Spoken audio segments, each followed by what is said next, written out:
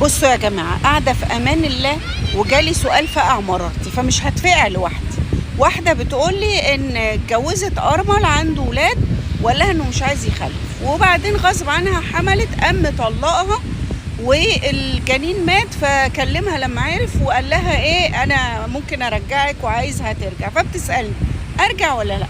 قلت لها حبيبتي وصفي العقد الأول مظبوط وبعد كده قرري تقبلي ولا لأ.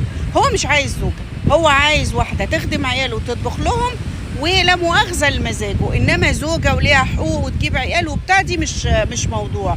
طيب اعرفي سعر الطلبات اللي هو مقدمها في السوق عشان تقرري تشتغلي عنده ولا تشتغلي حاجة تانية.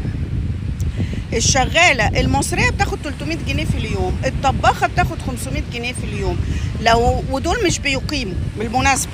طيب اللي مقيمة يا إما في عندنا جنسيات مختلفة، السودانية من 8000 ل 6، الأثيوبية والنيجيرية من 8 ل 12، الأندونيسية بتاخد 600 دولار يعني حوالي 30,000 جنيه أو 25,000 جنيه، الفلبينية بتاخد من 1000 دولار ل 1500 يعني من 40 ل 60,000 جنيه في الشهر.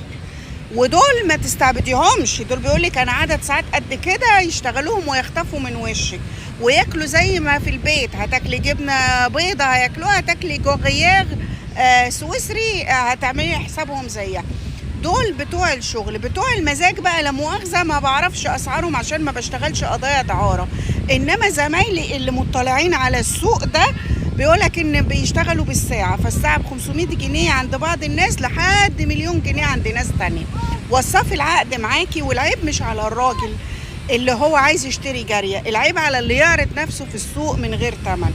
قرري بقى انت عايزة تمنك يبقى ايه، بس لو اشتغلتي في المزاج ما تجيليش تشتكي عشان انا ما باخدش قضايا دعارة.